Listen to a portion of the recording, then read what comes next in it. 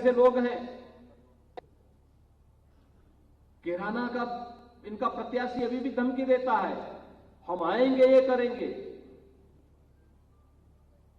यानी गर्मी अभी भी शांत नहीं हुई है।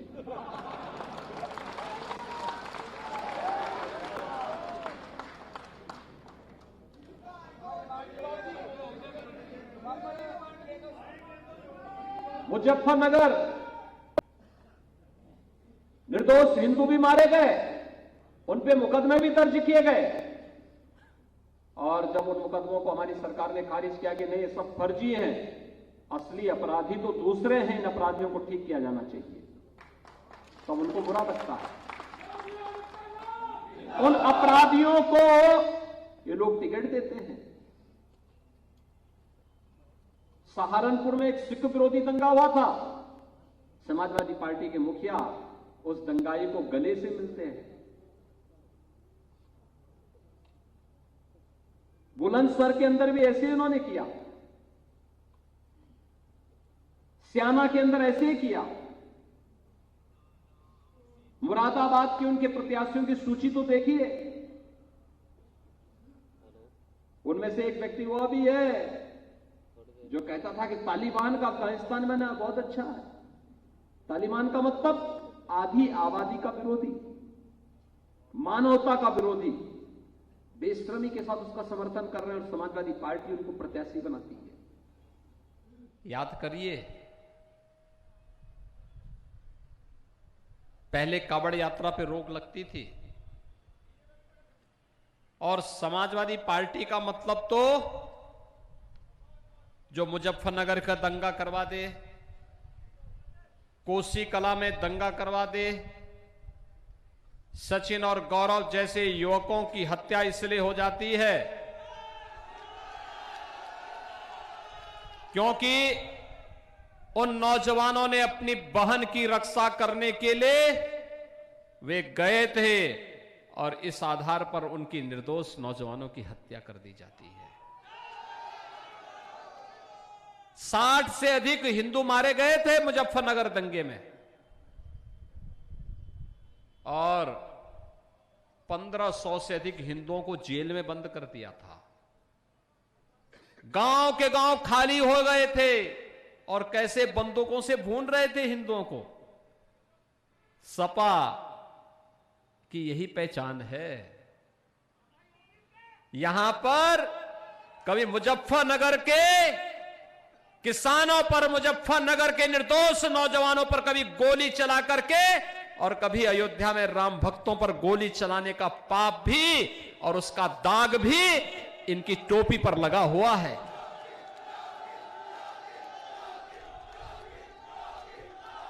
इन निर्दोष राम भक्तों के खून से भी इनकी टोपी रंगी हुई है, और दंगों में मारे गए निर्दोष सचिन हो या फिर गौरव, या फिर यहां के वे सभी नौजवान और वे सभी किसान जो मुजफ्फरनगर दंगों के शिकार हुए थे, वे सभी समाजवादी पार्टी के पाप के दाग से इनकी टोपी रंगी हुई है। भाइयों बहनों, दुनिया के अंदर कोई और समाज होता तो समाजवादी पार्टी इस बेशर्मी के साथ वोट मांगने के लिए नहीं आती जिस रूप में आज वो आती है।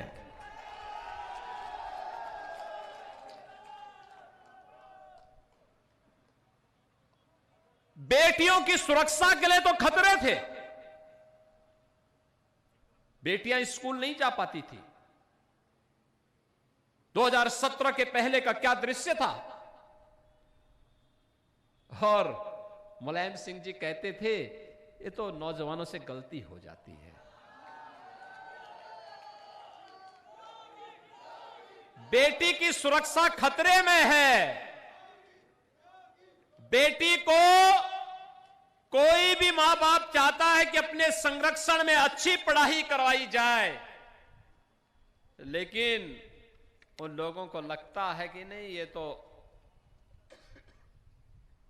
इनकी संवेदना बेटियों के प्रति नहीं है, महिलाओं के प्रति नहीं है।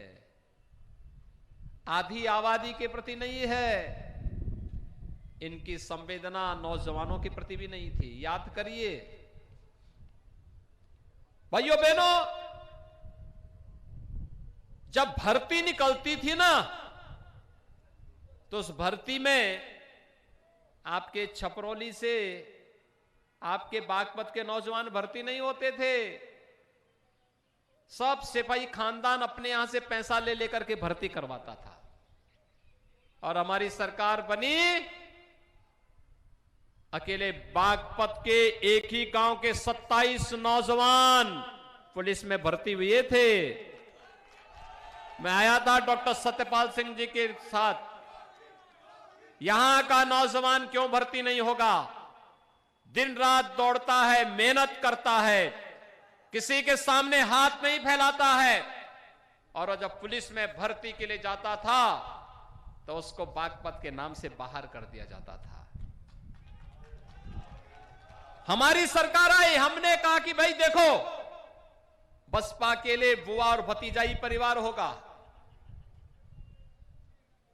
बुआ और भतीजाई परिवार होगा। दोनों में, सपा बसपा में तो एक प्रतिस्पर्धा चल रही है, कौन कितने बड़े अपराधी को टिकट दे दे। और भाइयों बहनों, ये जो अपराधी जब सांसद विधायक बनेंगे तो क्या ये फूल की खेती थोड़े करेंगे, ये तो फिर तमंचे की ही खेती करेंगे। ये तमंचावादी हैं, वही करेंगे। और इनका उपचार तो एक ही है, और उपचार मेरे पास है, और वह है जेसीबी और बुलडोजर।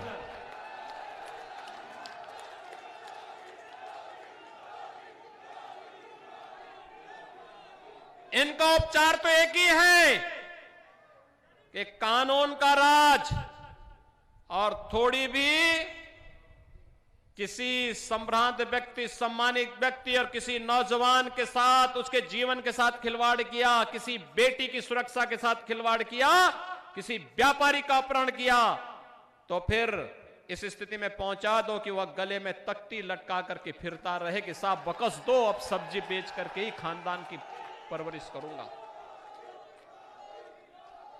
क्या यह हिम्मत है समाजवादी पार्टी या बहुजन समाजवादी पार्टी या कांग्रेस में कि इन गुंडों से इस प्रकार की भीख मंगवा सके? नहीं है, नहीं कर सकते। ये दल तो इन माफिया और अपराधियों के सामने नाक रगड़ते हैं, और इसीलिए माफिया और अपराधी सिर चढ़ करके प्रदेश की जनता का जीना हराम कर दिए थे।